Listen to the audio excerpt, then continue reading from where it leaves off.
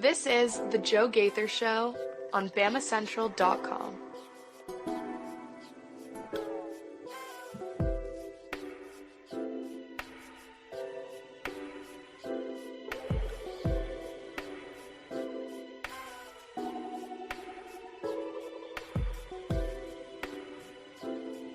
Good morning, Tuscaloosa, Internet world, West Alabama. How we doing today on this Thursday? It is July 10th. We're working our way through the long, slow summer. You're watching the Joe Gaither Show on Bama Central, BamaCentral.com, hanging out with us in the Derek Daniel State Farm Studios.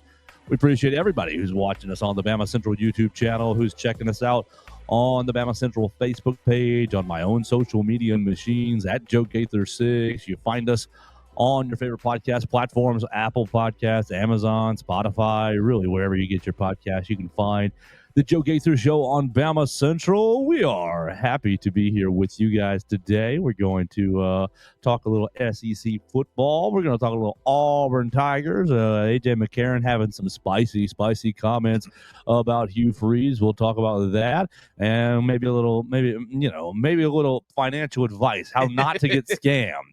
Little financial advice for everybody. Look, we are not experts, but we can see and sense the scammers. If you are getting scammed, we can tell you how to recognize that. Yeah, the situation that you are alluding to is pretty black and white. Yeah, so we'll talk about a lot of things today on the Joe Gaither Show. We invite you to jump in on the comments section at Joe Gaither 6, to check us out on the voicemail line at 205-462-7340, extension 800. We took a great call from Cam yesterday about position groups of concern and putting Mason's feet to the fire a bit more about this quarterback situation for the Crimson Tide. So you can hear that yesterday. We also talked to New Era Wrestling's Joe Wood yesterday because the Star Spangled Bash is coming up on Saturday in Jasper, Alabama. I'll be there doing the guest ring announcing, trying to stay out of the action, let the real wrestlers do the real wrestling, and I will just tell you who's up next and what the match type is and try to get everybody excited that way.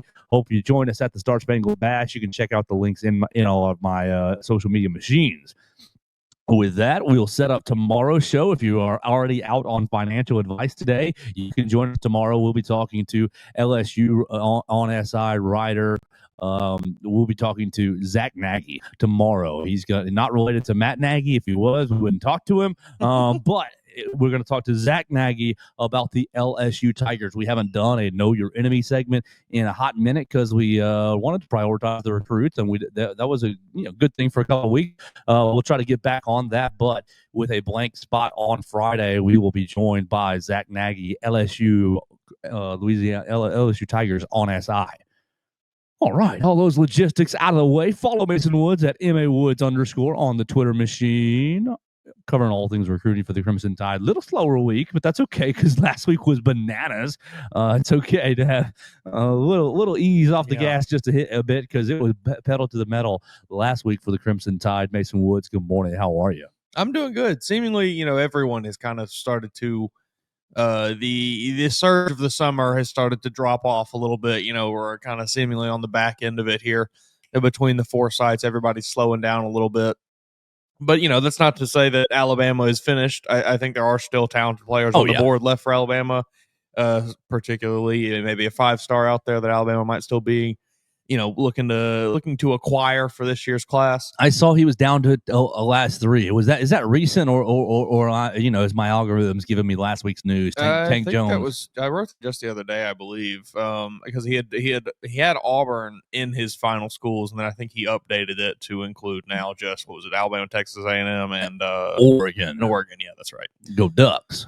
So we'll see. I think Alabama's in a pretty good spot with him, and then I think there's other players out there on the that are whose commitment dates are coming up. I think you got Elijah Golden coming up July 26th, I want to say, and then you got another player coming up on the 16th. I can't remember his name right now off the top of my head, but still some guys coming down the pipeline for Alabama. So things are looking pretty good, I would imagine.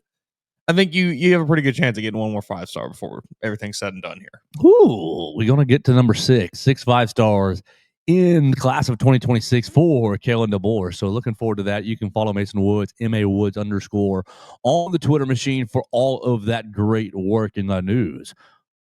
Mason, we had a couple of topics lined up yesterday, and we only really got to our voicemail because Cam served us some piping hot gas right there that we were able to react and play off of. And then we had Joe Wood, who was on time yesterday, unlike his brother, the Alpha Alexander Lincoln, a couple weeks ago.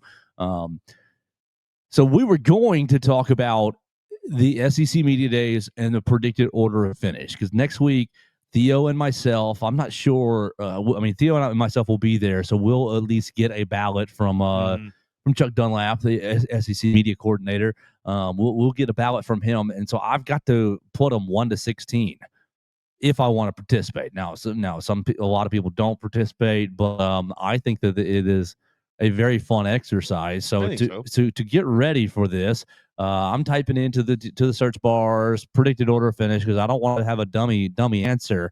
And ESPN put out what? This was at the beginning of June, so roughly 1 month ago, June 9th, they put out their predicted order of finish using their little FPI, ESPN's FPI metric used to measure team strength and the best predictor. It's meant to be a big, huge predictor. Okay, so they got, and I'm just going to go right through it 1 to 16, and then we're going to start talking about what we need, how I need to rank my ballot next week. Number 1, they've got the Texas Longhorns winning the conference at 34.1%. This is percent chance to win the conference. Number 2, Georgia Bulldogs, 26.9%. Number 3, your Alabama Crimson Tide at 17.2%. Then we humongous drop off. Number 4, Texas A&M, 4.3%. Tennessee, 4.2%. LSU, 3.5%. Ole Miss, 2.8%. The Auburn Tigers at 1.8%. South Carolina, 1.8%. 10, Oklahoma, 1.2%. Florida Gators, 1% chance to win the SEC, according to the ESPN FPI. 12, Missouri at 0.6. 5, Arkansas at 0.5% chance. And then, boom, you have the Kentucky Wildcats at 14 at 0.1%. And then the last two, Vanderbilt and Mississippi State. Vanderbilt 15, Mississippi State 16 at 0.0%.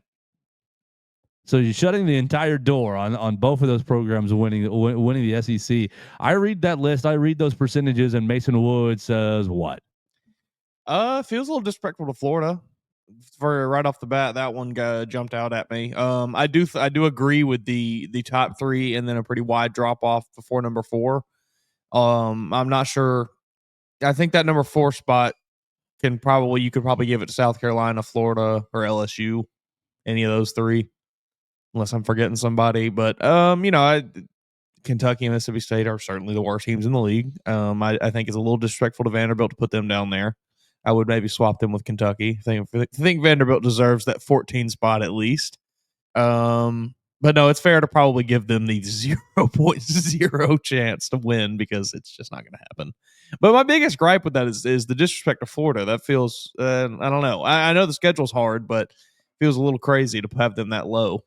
Yeah, so I agree with you. I think that you've got contenders. Where was Oklahoma in there? 10. That feels a little low. 10 at 1.2% chance. That feels a little low. I think. I just think they have a better shot at winning it than that. 1.2 is comically low. Did all that? Oh yeah, I guess all that math had to add up to 100, right? Because okay, 34. Let's just roughly do it. 34 and 26 is basically 50 right there. 67, 70, 71, 76, 9, 81, 83, basically 85. Yeah, it's got to add up to 100. So they took the entire pie. All right, I think that you've definitely got three massive contenders in Alabama, Georgia, and Texas. I don't think it's as much of a gap between Texas and the other two as they have it also. Right. So I pulled up. That's why I have all these tabs open Mhm. right now. I've got the Texas SEC schedule. We did know your enemy weeks and weeks and weeks ago. Yeah. I got Georgia, Texas, Alabama, Ole Miss, and Florida are the schedules that I have pulled up. And really, Texas, This feels like a good spot for failure. right? Feels like a big setup for a Texas failure. Something we all know very well.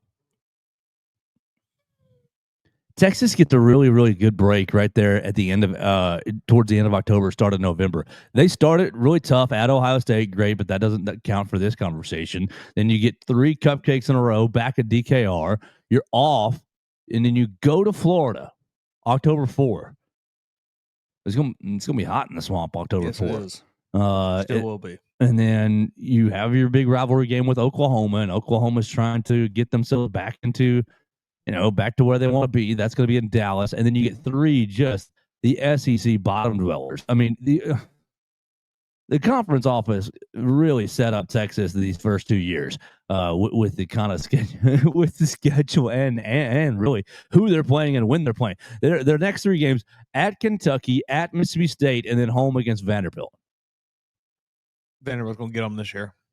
At home, yeah. Vanderbilt's going on the road to and winning. Yeah. DKR's nothing. Okay, that's one of the softest places to play in the country. Everybody knows that. Okay, then you then you get a week off, and then you're going to Georgia. So like you're set up here. Your 2 biggest road games, your 2 biggest conference road games, excuse me, are with a week off beforehand at Florida and at Georgia. Then you're back home against Arkansas. You're going to smack them, and then you're back home against Texas A&M. I think they're going to be in Atlanta. Because they certainly should be. Right. You lose 2 of these games. You lose to Georgia in Athens, and sure, either Florida or the rivalry game with Oklahoma. Sure. And you're sitting there 6-2. Okay, hold 6-2 in your brain. Hold 6-2 in your brain. Alabama, Georgia. Well, Georgia's my next team on the tabs, and then they're the next favorite. Georgia. Georgia has two cupcakes right off the bat. No big deal. Not for this conversation. And then their third week, they go to Tennessee. They're going to get Tennessee before Joey Aguilar figures it out. Yeah, they'll get beat up on Tennessee. I am not even remotely high on this year's Tennessee team. I'm never high on Tennessee. Don't smoke that. That's a bad trip. And you go off. Your Georgia is off, and then they welcome Alabama. Then they welcome Kentucky. Then they go to Auburn. Okay, there's your big rivalry game. You've got two big rivals on the road this year, Tennessee and Auburn. Then you're home against Ole Miss, the team that beat you last year in a weird game. They're going to do bad things to Ole Miss, I would imagine. Hotty toddy, gosh almighty. That revenge spot. That'll be. I don't know. Ooh, I would not want to be on the receiving end of that. You play Florida in Jacksonville at Mississippi State, a big old easy win, and then your SEC season finishes with that Texas game, November 15th. You're done with the SEC schedule before Thanksgiving. Oh man, then they've got Charlotte and at Georgia Tech. Mm-hmm. So great on those 2. But okay, so I'm looking at Georgia, and it's you beat Alabama. You're at right. You beat Alabama. You're at 7-1. You're at 7-1. You're at Georgia, and Texas is at 6-2. I mean, I don't unless Florida, unless the fighting DJ Lagways get you. You're at 6-2. Alabama's going to have a hard time messing with these tiebreakers. I think. Sure. So I mean, what's it going to come down to? What is it? I know it's all head-to-head, various common opponent stuff and all that. Because we're very likely going to see a situation where we have at minimum 3 teams tied at the top, probably sitting all around 6-2, probably at 6-2. Alabama, we've already talked about it 1,000,001 times. At Georgia, at South Carolina, big challenging games right there. You're splitting those at least. Then, I'm not. You're not losing a home. You're Alabama. You're not losing a home game. This SEC home schedule is Vandy, Tennessee, LSU, and Oklahoma. So unless Garrett Nussmeier really has taken a step forward, unless Joey Aguilar has got it figured out by then. But I'm with you. We're not getting Yeah, I'm high not on buying Tennessee. what Josh Heupel is selling. This year. No. Can Aguilar move like Hendon Hooker? Can Aguilar move like their last Nico could move a little bit. I'm very not anything to do with this conversation, but just I'm so intrigued to see how his season goes. Nico and UCLA. Yes. UCLA, fight. We'll see what they do. But you're looking at Alabama, and then of course at Auburn. Like your road schedule is bleeping brutal. To me, I mean, Sure. people are going to point out, oh, you go to Missouri, that's no problem. But 3 big ones to me: Georgia, South Carolina, Auburn. Yeah, that's tough. not nice. Tough. Now, I'm not saying that you're going to drop all 3. I think you split South Carolina and Georgia probably. Well, you go 1-1 in those. I don't know. And then I'm not saying who, but yeah, Hugh Freeze saves his job. no, I'm not going to say that. I don't believe that will happen. I don't either, but I think He'll be it's coaching. not 0. Well, I don't even know that he will be coaching to save his job because of that buyout. I think he might. Like I've said it for a long time now. I think he is coaching for the buyout. They're locked in. Maybe. But yeah, I think it's pretty likely we see, like I said, at minimum a 3-way tie at the top of the SEC, and then we get into. I don't even remember what the order of tiebreakers was for last year because we were staring at the nightmare situation last year where it was. I don't even remember. I think it was like we had a situation where we could have maybe had 8 teams tied or something at the top of the SEC. It was crazy.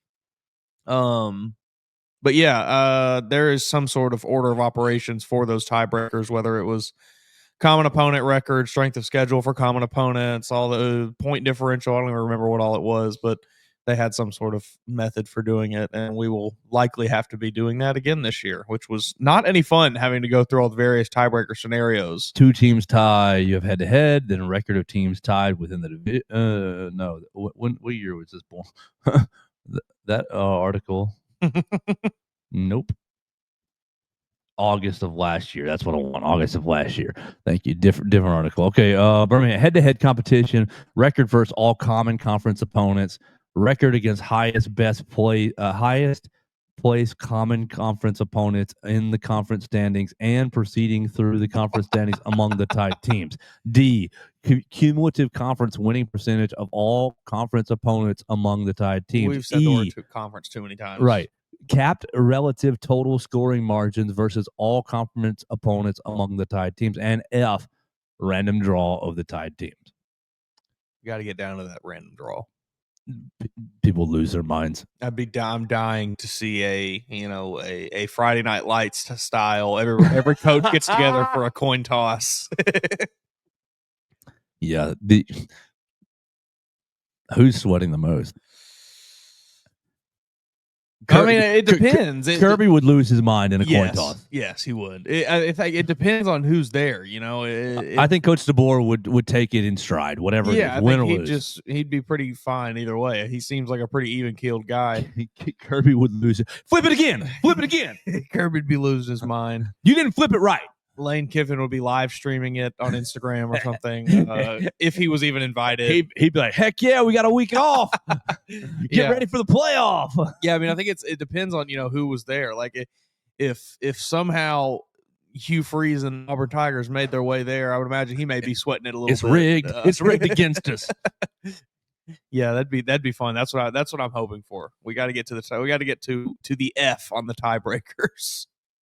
So Ole Miss, their conference. I mean, at Kentucky, and then Arkansas, double win. LSU, you could go that anyway. At Georgia, you already said that's going to be a painful day. Yeah, I just have a feeling Georgia has been circling that game. And then at Oklahoma, that's going to probably be real tough. South Carolina at home, Florida at home. I mean, you lost to Florida on the road. You probably have that circled, but I think that's a 50-50 game. Yeah, to me, Ole Miss having a game circled does not really mean anything. No. I don't know why, but it's just something about them. They don't carry that same,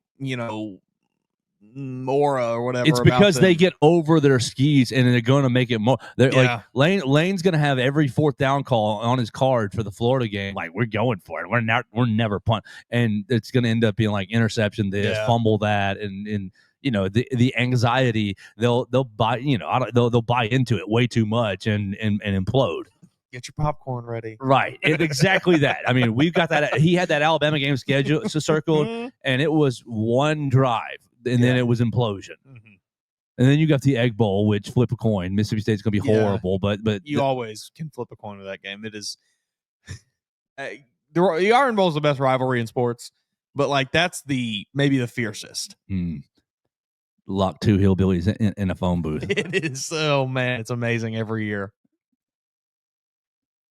Who else did I pull up? Florida, I pulled up. You're at LSU right off the bat. Ugh. You're at LSU, and you bring in Texas. Gross. And then you're at A&M. Like, that's your first 3 SEC games. Hey, getting your feet held to the fire early, I guess. Sandwiched in between all that is a game with Miami and a bye week. Like, gross. Yeah, you start off with LIU and USF. 2 should be wins.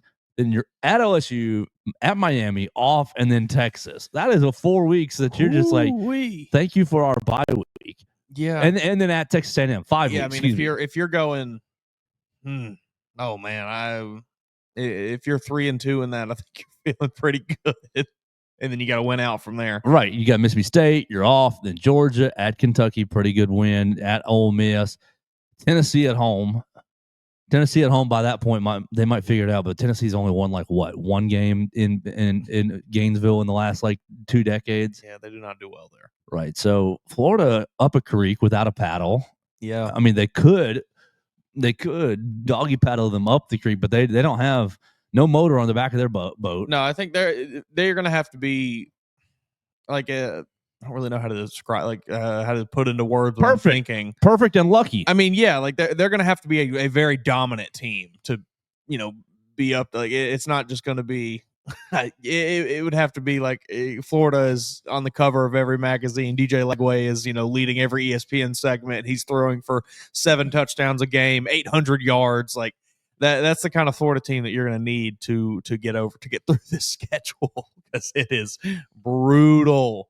Like, this is a good team, and it's going to be a good team, but a good team is not going to get through this schedule. You have to be a great team. You're going to have to be an elite team. All right, the other top contender that ESPN put in their FPI, we didn't see Tennessee's schedule. I need LSU and Tennessee's, but I pulled up Texas A&M schedule, and I like it. I do like it. If I'm an Aggie, I'm liking this. I'm not going to buy anything the Aggies are selling. That's fine. You open UTSA, Utah State, at Notre Dame. Those games don't matter for this conversation. Then you're off. You come home for 3 in a row: Auburn, Mississippi State, and Florida. Bam, 3 in a row, 3 home games. Then your next you get a road warm up at Arkansas before you go to Baton Rouge the week before. So 3 home games, 2 road games at Arkansas, at LSU, off at Missouri, South Carolina at home, and then you got the big bad boys again. You have the older brother, Texas. That's a 6-2. That feels like a 6-2. You drop the Texas game just because, and maybe you drop at LSU because Death Valley. Arkansas will take them to the wire. Yes, but we'll lose. I don't know, but there's one in there. Arkansas, Missouri, one of those teams. Is it South Carolina? Is it Lenoris going in there and breaking all of their hearts? Could be. It's just taking them to 5-3. You and I both, this as well as we have watched enough football in our lives. Texas, it's just the way it goes. Texas A&M, they're gonna drop one somewhere. They always do. Never fails. They're gonna lose to somebody they shouldn't really, or they're gonna play a really close game. They shouldn't really play a close game. Auburn last year at Auburn. It's something. It is always. I don't know what it is, but Texas A&M is going to do that at some point. They're going to be 5-2 going into that last game against Texas, probably. And they're going to be, if we can just win this game, we're going to be in the title game. And Texas is going to beat 17-7. It's going to be an ugly rivalry game, and it's going to be 17-14. We were this close. 5-3. Yeah, that's what I see. Go to a New Year's Six Bowl, not a playoff game.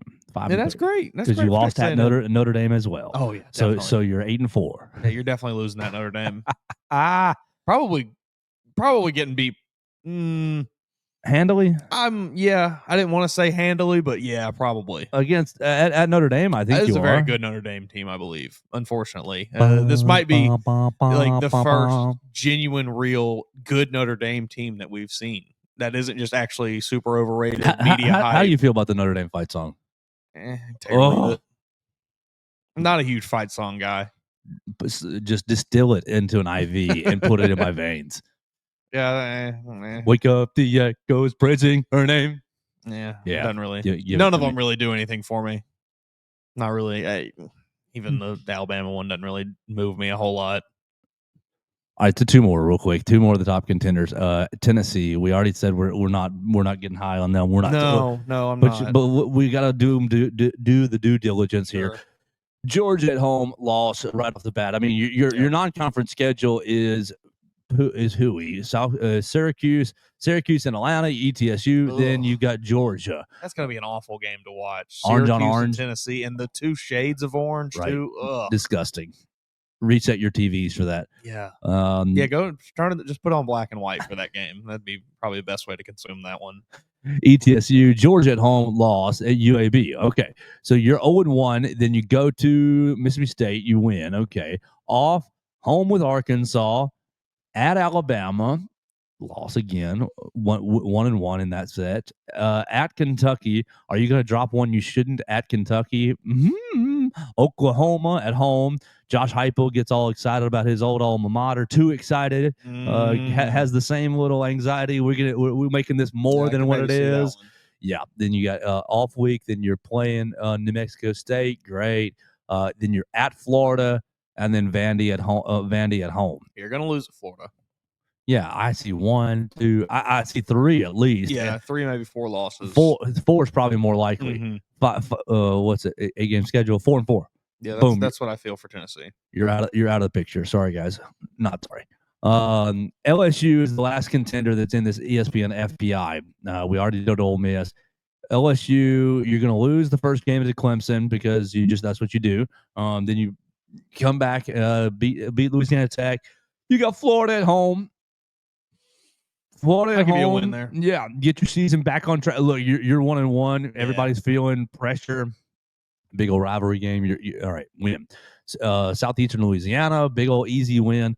At Ole Miss, are you bursting Lane Kiffin's bubble right off the bat? Yeah, probably. Okay, so you're 2-0. You're 2-0. Then South Carolina at home. You're 3-0. You're at Vanderbilt. You're 4-0. You're feeling good. You're Texas A&M. You're 5-0. You're feeling even better. Oh man! And then you are at Alabama, 5-1.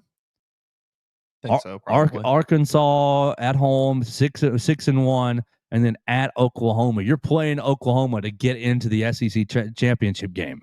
Yeah, I think LSU is probably right there competing with everybody. Woo! Right hovering at 6-2. Right hovering around 6-2. Now we'll talk more about LSU on tomorrow's show with Zach Nagy from LSU Tigers on SI. But that schedule is pretty favorable to me. Yeah, it's a pretty decent schedule. So there we go. LSU, they have them as the 6th best odds to win the SEC, 3.5%. So Mason Woods, I think that after doing this quick little exercise, I think I have to next week make my ballot Texas 1. And then you've got the 3 teams, Georgia, LSU, and Alabama, all right there at 6-2. Mm-hmm. At 6-2, oh gosh, and I guess your tiebreakers would have to play out. So Georgia's over Alabama, but Alabama's over LSU. Yeah, so you're going Georgia, Texas, Georgia, Alabama, LSU. Yeah. Ole Miss. I'd probably go South Carolina next. Oh yeah, South Carolina. Yeah. But South Carolina's schedule is really not easy. It is tough. Ole Miss, South Carolina, Florida. Yeah, Florida. Then Tennessee at 4-4. And then the rest of these schools we don't care about. Yeah. Well, there we go. What you think? It's going to be interesting because there's going to be some very, very good teams that are not anywhere close to competing for an SEC title. The Oklahoma, I think, will be hovering, just out of the picture there. I think it's going to be a good Oklahoma team. I think South Carolina will be hovering kind of just out of the picture there. Very good South Carolina team. Same with Florida, hovering just out of the picture, but a very good football team. It's going to be I think the SEC is going to be very strong this year. Not that it isn't every other year, but feels like they've it's been a little disrespected the last few seasons with the Big Ten taking the national championship. Maybe this is a bit of a resurgence for the Well, league. the only thing that matters is winning the title. It doesn't matter if you had a good conference. If you got one good team win the title, you're the best conference in the. But I mean, they had 2 teams do it. Well, then of course it's a Big Ten world. We're all just living in it. Gonna be a tough year in the SEC. I don't think anybody's escaping unscathed. Do you wish we would go back to divisions? I never really cared that much about the whole division thing. I always felt like the West was way harder than the East anyway. So I kind of, like it from that stance of just evening everything out a bit. I felt like, it just feels like I'm cutting you off right here, but it just feels like with the 16 team one conglomerate, it just feels like the balance of schedule dictates a lot. Who you're playing, who's getting at Oklahoma, who's getting not Texas, who's getting not Alabama. It just maybe they should have gone with what was the thing that the pods that kind of got thrown out. I maybe wouldn't have hated that. I think what was it, four team pods that it was tossed out as a suggestion. I think. Something maybe to split. I don't know, but I do like just the straight ranking of 1 to 16. I like that. I don't love all of the. You just get the huge conglomerate. 2, 3, 4, 5. Don't love that, but I don't know. I wasn't super like if you're Texas, upset by the change. You're already playing Oklahoma. You knew that, but if you're Texas, you've just got this Georgia game scheduled, and you're taking on Mississippi State, Kentucky, and Vanderbilt. Like what? What? That's not fair and balanced, Greg. I mean, you got they got South Carolina as well. Who did I just gloss over? But their schedule is not that hard to me. Okay, Auburn, yes, throwing Auburn and Florida. Auburn, Florida, and Arkansas. I mean, not. Oh no, that's the wrong. Yeah, Texas. I want not Texas A&M. I want Texas. I want the actual big boy. Florida, Arkansas, and A&M are the other 3. Mm-hmm. You got the bottom 3 of Kentucky, Mississippi State, Vanderbilt. You have the hard game with Georgia. You already knew you were locked in with Oklahoma, and then you've got old Southwest Conference, Arkansas, and old big old rival A&M. But I mean, it's just a rotate. So like Florida, it just rotates though. Like every year, some team is going to get an easy. Like you can't. Not everybody can have the hardest schedule. Somebody has to. But they should have it. They're the newbies. Somebody has to have the newbies should have it. I guess. If you're the newbie, you should be playing Georgia. You get your Oklahoma game. You're back in with Texas A&M. You have Alabama. You have LSU. You have at Florida every year in the swamp. I get 2 more, right? I get 2 more. I'm serving you up. Tennessee and Ole Miss. Okay, that's what you deserve. Sure, yeah, that's the SEC grind is real, week to week to week. I mean, like I said, somebody is going to have it, and this year Texas got it. Next year it'll probably be Georgia. The year after that it might be Alabama. The year after that it might be Florida. Who knows? Somebody is going to get shelved with the easier schedule. We just need to bump off this 8 games. Go to 9 games. Certainly. Get rid of Go this to 10. Sam Houston State game for Texas and serve them up Alabama. Serve them up in LSU. Yeah. I mean, that's probably the biggest issue is you just got to you got to expand that schedule a little bit and get that extra conference game. I know that we've talked about COVID being such a weird year, but like that was some of the most fun. Like the scheduling was the best. The 10-game SEC schedule, that was awesome. Seeing all the conferences just play each other all season and then meet up in the playoff. Like I love that format. I would love to see just give me a full 12-game SEC schedule, a full 12-game Big Ten, and then they meet up in the championship or whatever it is. That's what I would like to see. I don't really care. I mean, the non-conference games are cool and all, but I think it would build a lot more hype and intrigue for them if it was kind of reserved for like bigger moments at the end of the season. Well, we got to move on. I mean, if you're Just if you're putting your stock on one team, is it Texas? Yes. I'd probably lay my bet on Georgia. Okay. Probably go with Georgia. Okay. I just don't trust them. I don't trust Texas. Gunner over Arch. I mean, it's not even that. It's just it's more Kirby over Sark. It's more Georgia over Texas as a Been program. there, done that. Yes.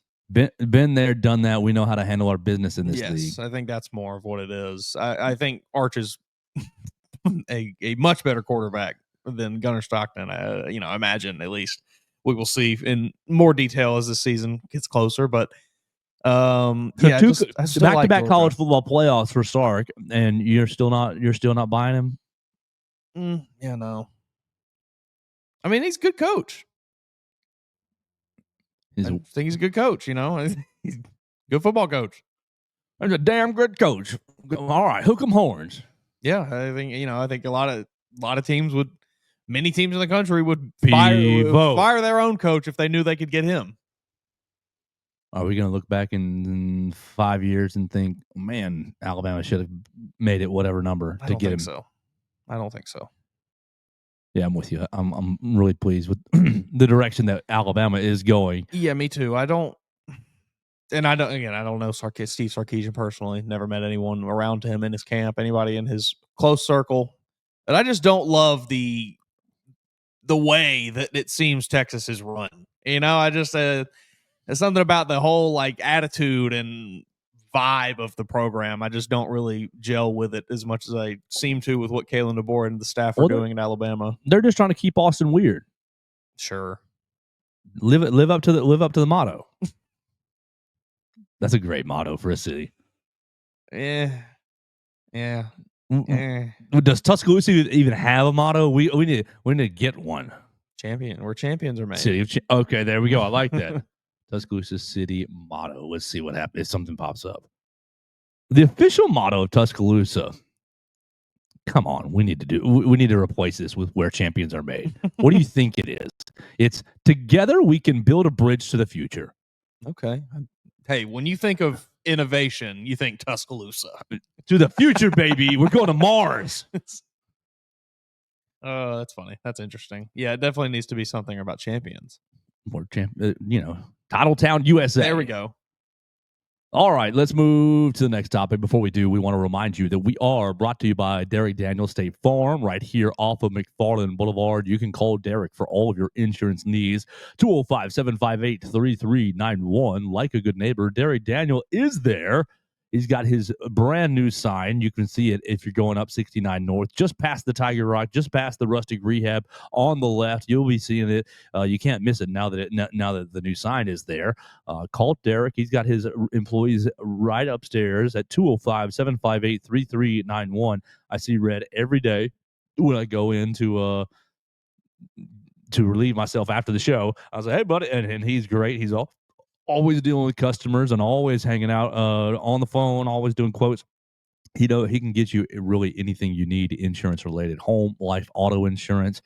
If you are moving across town, you need to update your renter's insurance because July is the moving season in Tuscaloosa. They can hook you up with brand new renter's insurance. 205-758-3391. All right, Mason, you want to talk about AJ McCarron? AJ. Choice words. AJ McCarron on the Dynasty podcast. You guys are already listening to it. It's with Chris Stewart, AJ McCarron, and Trent Richardson. Those three guys got together about 6, 8, 10 weeks ago, something in that range. So they've been running episodes. And AJ McCarron was asked about the August 1st stuff. And by the way, Mason, I just dismissed a call from the T-shirt company. I think that means that our shirts will be ready for tomorrow's show. Just in time for SEC. And I should have ordered. My buddy who really helps me out a ton was like, you needed to take like 15 to SEC Media Days and pass them out. Like, that would have been a great idea. But we're still new in the merch game. We're get some stickers or something. There you go. Pass those out. Could work. We're foraying into the merchandise game on the Joe Gaither show. So we'll have some T-shirts for you guys to look at tomorrow on the show. August 1st is coming. But AJ McCarron's not buying it. AJ McCarron is not buying any of this answer, any of these comments from Hugh Freeze, from John Cohen, that people are operating outside the white lines. His comments on the Dynasty podcast: Hugh Freeze is full of hooey. And I think he didn't say hooey. And I think Hugh Freeze is trying to do whatever he can to save face. He is starting to feel pressure at Auburn.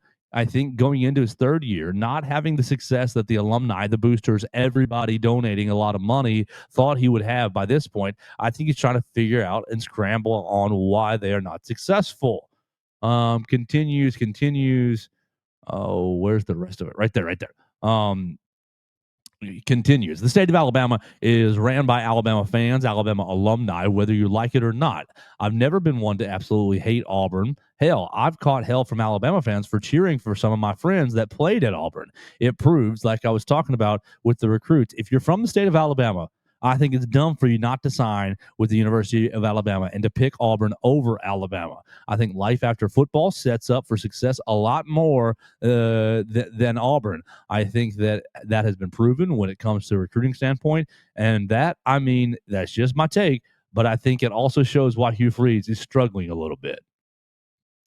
So AJ McCarron blasts Hugh Freeze and says life after football is why you should be choosing Alabama over Auburn.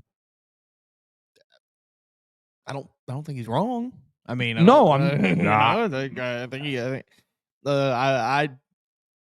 think he's everything he said is accurate. I think from everything we've seen, Alabama does a fantastic job of setting up their players, whether they are going to the NFL or not, for success after they get done playing football here. Now, I think Auburn does a fine job. But I don't know that we have seen the same level that we have with Alabama. Our buddy Brooks Austin across state lines, Georgia Bulldogs on SI, has alluded to the fact, really some of these AJ McCarron comments in his own way. He's alluded to, well, the boosters are saving their money. The powers that be are saving their money because this is a prove-it year for Hugh. And if he doesn't put up or shut up, then there's going to be a new coach. They're saving their money for the buyout. They're saving their money for the class of 2027, who they know will, new coach is going to need a big old war chest to operate in. And then, and they say, well, and if Hugh does prove it, puts up a 9-3, gets some, a couple good upsets, maybe beats Alabama on the Plains, puts up a good season, then all that money that they saved will also be put into the class of 2027, and Hugh Freeze, the recruiting is going to go skyrocket. Mm-hmm. That's quite the plan.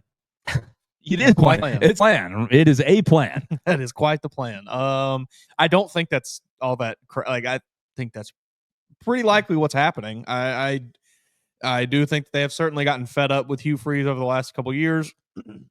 And his inability to produce on the field results, and they probably are withholding some funds, and that is hindering his ability to land any recruits. What do you think that pressure puts on Jackson Arnold?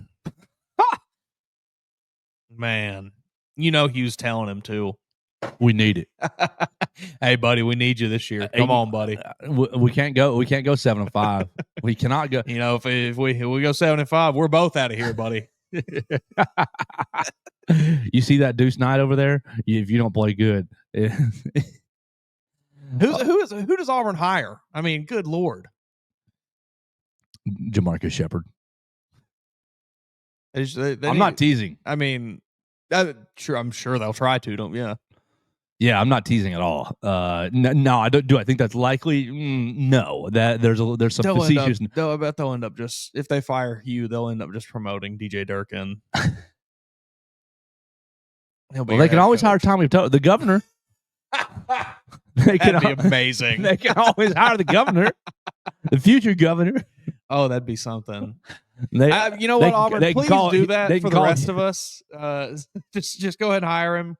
Go ahead and give him a job so he doesn't need another one. They can call Hugh Freeze and be like, "Hey, we're sorry. We know you. We'll take you back. We know you. You got this nice offensive coordinator job. But Gus Malzahn. No, you said Hugh Freeze. Oh yeah, no, I mean Gus. I'm sorry. I'm sorry. I was No. Either way, I could see it either way. I could see them firing. I could see them firing you, and 6 months later, hey man, we're sorry. No, Get Jimmy Rain on the phone. They got Gus Malzahn, and your office still. We didn't even remodel. What's Brian Harsin up to these days? We didn't let Brian Harsin remodel because we knew he wasn't part of the family. Oh man, yeah. I don't know what your prospects look like out there if you are firing Hugh Freeze. I imagine whoever it is, you're going to have to pay them a boatload of money to pull them away from whatever job they're at now. Because I don't remember who I saw say this, but it was. I think they're exactly right. It was a clip I saw on Twitter of someone else's podcast. They were talking about Auburn. I mean, that might be the hardest job in the SEC because your two main rivals are Alabama and Georgia.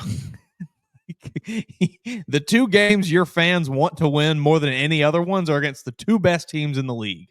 That's brutal. I don't know who's going to want that job. Combined with all of the drama, all of the everything else surrounding the program, I don't know who you're going to have to pay somebody a lot of money to take that job. That sounds like a Barrett's take, and it's not a bad one. It's a good one for sure. What about Bill Clark? What's he up to? Yeah, that's a good one. Man. He was one that I thought they should look at when they hired Hugh. I don't remember exactly. Looks like he is not in coaching at the moment. Yeah, I know he stepped down because of his back. I don't even know if it was an injury so much as it was just like kind of. In 2022, citing back problems, underwent successful spinal fusion surgery. Okay. And has not been back in football, according to Wikipedia. I mean, I bet UAB be happy to have him back. I can't believe they kept Trent Dilfer this year. That's another money issue. That's been a disaster. But that's off topic. Oh man, yeah. The prospects out there for Auburn, I don't know what they look like if you fire Hugh Freeze. You put yourself right back into a hole. I mean, you're already in a hole, but you dig yourself even deeper if you fire him because then you got to pay his buyout and you also have to pay this new coach that you're going to have to go hire. So I don't know. Auburn, that whole program is in a bad spot. They have, and it's their own doing. Like, it's not anything, it's not like some horrible scandal that, some dirtbag like ruined the program. Like, no, you just did this to yourselves, Auburn. Yeah, you did this to yourselves. You have dug this hole. You have made your own bed. Now you have to lie in it. You should have never fired Gus Malzahn. 3-5 against Coach Saban, and then you're like, that's not good enough. I mean, we ran through his records. It was 8 wins at least almost every year. Mostly. The last year was not good. Yes, the very last year was tough. But like sometimes you have to suffer a bad year. It happens. You're not. You're not exactly. That is, I think, where Auburn they have this seemingly this notion that they are on the same level as the Alabamas and Georgias and Ohio States and Oregons, but they're just not. Like, they never have been, never will be. They are not that same program. They're not that same level. They're not that same level of school. Even you're sandwiched between two big boys. Yeah, it is. They are on the 5 hours to Athens, 4 hours to Athens. Yeah, Auburn is on the same level as like Ole Miss. Good program, good team. Do not have the same historical relevance as an Alabama, as a Ohio State. But we got Heisman trophies. Sure, 3 of them. Pretty cool. Yeah, great. Cam Newton is the reason they think they have this thought about themselves, because they saw him go undefeated, and they think, yeah, that's what we should be. Except you had a literal alien playing quarterback. I mean, an extraterrestrial, greatest quarterback we've ever seen grace college football. Yeah, best single season in my opinion. I know a lot of people would like to give it to Joe Burrow in 19. No. But to me, Cam Newton playing with a bunch of no-names. Playing with a bunch of plumbers and accountants. Yes. Oh, man. Like, how many guys went pro off that 19 LSU offense? Like, 9? Everyone? 10? Yeah, the entire team. I will continue. I will ride the Joe Burrow fraud train until I die. I saw yesterday, going back to our Jet Tamala conversation, that Joe Burrow entering his 6th season in the NFL. Yeah, that's crazy. We're old. #old. Yeah, I've been seeing all the clips from that Netflix quarterback show of him whining on the sidelines, and it makes me not like him even more. What are we doing? God, Jumping off he sides? seems like Can't- such a whiny little turd over there. Can't get our bleep together. Zach Taylor's like, hey man, we won the game. I don't care. It's embarrassing. We look terrible. I hate him. I hate Joe Burrow. I cannot stand him. Yeah, don't like him. Those clips make me even more angry. I don't watch enough Bengals football to like or dislike him. Can't stand him. Never will. All right, last topic for us on a Thursday. We appreciate everybody jumping in and joining us today. You can find the comments at Joe Gaither6, at MAWoods_. You can find them on the Bama Central YouTube channel. By the way, on the Bama Central YouTube channel, Mason, I clipped about 10 minutes of our show yesterday before we had Joe Wood on talking about really reacting to Cam's voicemail. And Chef Bama 283 says, Mason, you and all the doubters plus haters, keep doubting Ty. I will. I will do that. Until he proves me wrong, I will keep doubting him. There you go. I just want to give you a chance to respond to the comment right there. The last topic for us today is about finances. And look, I am not a financial expert. We want to put that on the front end of this. But I do know how to spot a scam. I've gotten pretty good at it. Most of the time. And I am weary of scams. We'll just say that. I am definitely weary of scams. Dallas Turner, this is an Alabama topic, so it's not just something funny. This is kind of sad, honestly. Unfortunate, definitely. Dallas Turner, according to Ari Mayov, is and really per the Star Tribune. So is that Minnesota Star Tribune right up there in Minneapolis.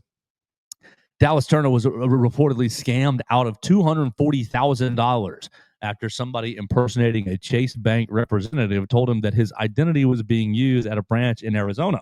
He wired two. After the first one, man. He wired two $120,000 transfers to secure the accounts, only realizing later that it was a scam. Police have identified subjects and are moving towards charges. You know that guy was like, oh my God, he did it. There's no way he'll do it again. Right? He did it again. Oh my God. Oh, come on, man. Oh, yes, this is Charlie calling from Chase Bank. Your account used Dallas Turner. Yeah, this is tough. I know that they taught him about this while he was at Alabama. Oh, man. I know that they did, and I know that he probably sat in that meeting looking at his phone, scrolling through Instagram or something, AirPod in, not paying attention, and then now this is the result. You lost $240,000, my boy.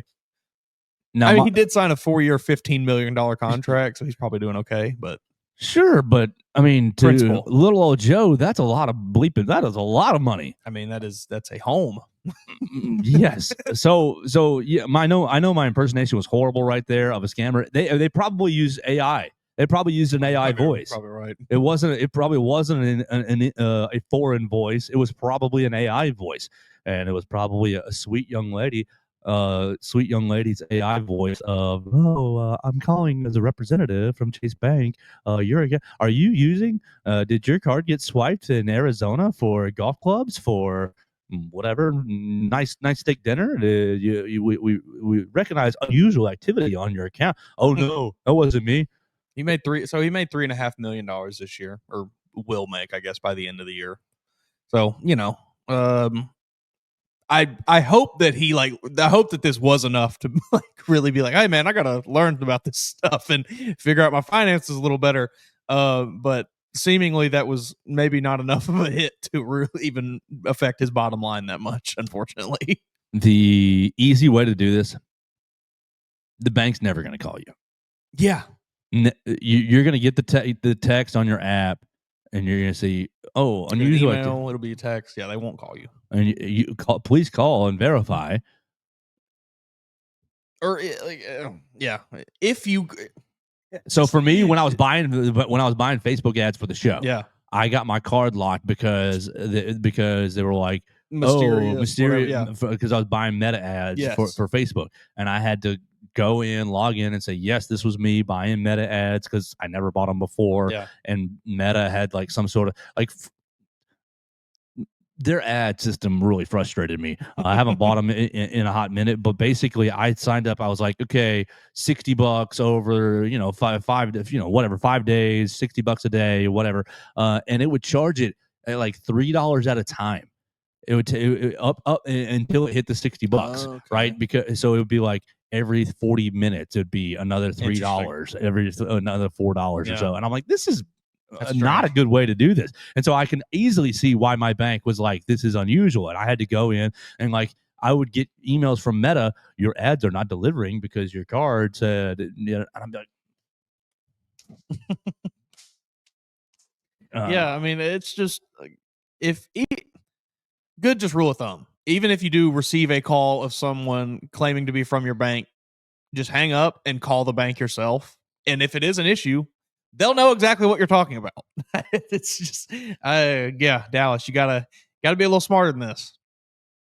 On my, because the next time it could be more money. Like 4 computers ago, I guess this was probably 2012, 13, 14 for me. I would get those like subscriptions, Linvo subscription service. I think it was Linvo. Your subscription to all these programs, Microsoft Word. Mm-hmm. Your subscription is going to run out. You need to buy. You need to re. And I thought, this is not right. Mm-hmm. I think that was the only time I fell for one of those. I think I spent $300 or so, and then I was like, that didn't feel right. That's tough. That wasn't right. That nothing happened on my computer. This is all a scam. And I was like, ah! Yeah, that's tough. I imagine that you were a little more upset than Dallas Turner maybe was.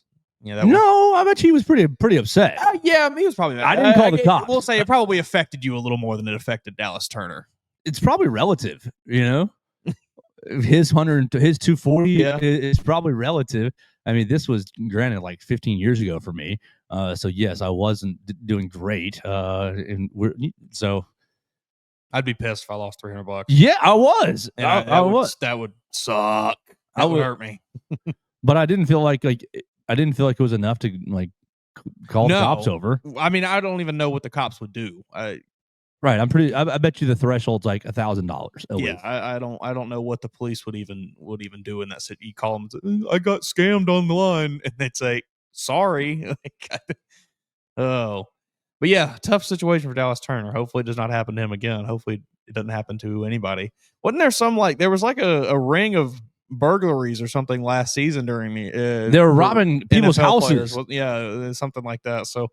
They're figuring out whose house was who and when the game was, and they'd go rob their house during the game. Yeah, it was crazy. That's folks coming after these NFL. I mean, that's the business we need to get in, Mason. Robbing NFL players, scamming athletes.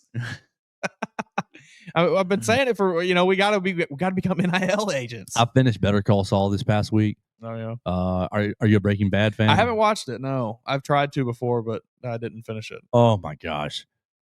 Fantastic. I heard it's good show. And so Jimmy McGill, Saul Goodman, is just a master scam artist the entire time. He gets himself a law degree. That's how, and he just is a master liar.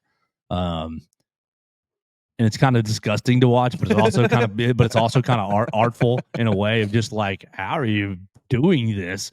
How do you even conceive these things? And obviously it's written for TV, but yeah, he would have been he would have been having the robbers go to the NFL's players' houses. Look, they play on Sundays every 8 times a year. They go out for a week.